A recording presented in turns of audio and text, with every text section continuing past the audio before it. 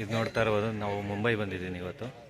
ಮುಂಬೈಲಿರ್ತಕ್ಕಂಥ one of T beach ಮತ್ತು gate of India ಅಂತಾರಲ್ಲ, ಅದು ಇಲ್ಲಿದೆ ನೋಡಿ ಫ್ರೆಂಡ್ಸ್.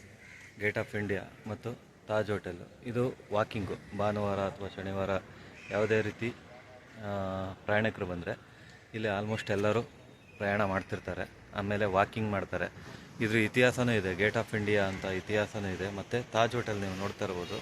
ಈ ತಾಜ್ ಹೋಟೆಲಲ್ಲಿ ಒಂದ್ಸರಿ ಬ್ಲಾಸ್ಟ್ ಆಗಿತ್ತು. ಆ ಬ್ಲಾಸ್ಟ್ ಆಗಿತ್ತು, ತುಂಬ ಸುದ್ದಿ ಹರಡಾಗಿತ್ತು. ಅದನ್ನು ನೋಡಬೇಕು ಅಂತಲೇ ಇವತ್ತು ಎಕ್ಸ್ಪ್ಲೋರ್ ಮಾಡಬೇಕು ಅಂತಲೇ ಬಂದಿದ್ದೀನಿ. ಬಟ್ ಒಳಗೆ ಬಿಡೋಲ್ಲ ಫ್ರೆಂಡ್ಸ್, ಅವ್ರು 10 ಗಂಟೆ ಮೇಲೆ ಅಂದರು. ನಾನು ಆಲ್ರೆಡಿ ಬೆಳಗ್ಗೆನೇ ಬಂದೆ, 4:45 ಗಂಟೆ, ನಾನು ಮತ್ತು ನನ್ನ ಫ್ರೆಂಡ್ಸು.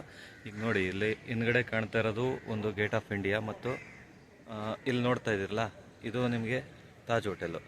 ಇದಿಷ್ಟು ನಮ್ಮ ಇದಾದರೆ ಮತ್ತು ವಾಕಿಂಗ್ ಸ್ಟೆಪ್ಸ್ಗಳೆಲ್ಲ ಇದೆ ನೋಡಿ. ವಾಕಿಂಗ್ಸ್ ಎಲ್ಲ ಪ್ರವಾಸಿಗರೆಲ್ಲ ತುಂಬ ಚೆನ್ನಾಗಿ ಬರ್ತಾಯಿದ್ದಾರೆ.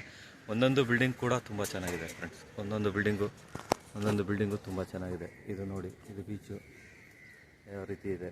ಆಮೇಲೆ ಇಲ್ಲೆಲ್ಲ ಹಡಗುಗಳೆಲ್ಲ ತುಂಬ ಚೆನ್ನಾಗಿದ್ದಾವೆ, ನೋಡ್ಬೋದು ಫ್ರೆಂಡ್ಸ್. ಬನ್ನಿ, ಇದು ಬಂದುಬಿಟ್ಟು ನಿಮಗೆ ಛತ್ರಪತಿ ಶಿವಾಜಿ ರೈಲ್ವೆ ಸ್ಟೇಷನ್ ಅಂತ ಅಂದರೆ ಅಲ್ಲಿ ಬಂದರೆ ನಿಮಗೆ ತುಂಬ ನಿಯರ್ ಆಗುತ್ತೆ. ಅಲ್ಲಿಂದ ನೀವು ಈ ರೀತಿ ಆಟೋದಲ್ಲಿ ಅಥವಾ ನಡ್ಕೊಂಡು ಕೂಡ ಬರ್ಬೋದು. 2.5 ಕಿಲೋಮೀಟರ್ಸ್ ಆಗುತ್ತೆ ಫ್ರೆಂಡ್ಸ್. ಬನ್ನಿ ನೋಡಿ, ತುಂಬ ಚೆನ್ನಾಗಿದೆ. ಬನ್ನಿ ಫ್ರೆಂಡ್ಸ್.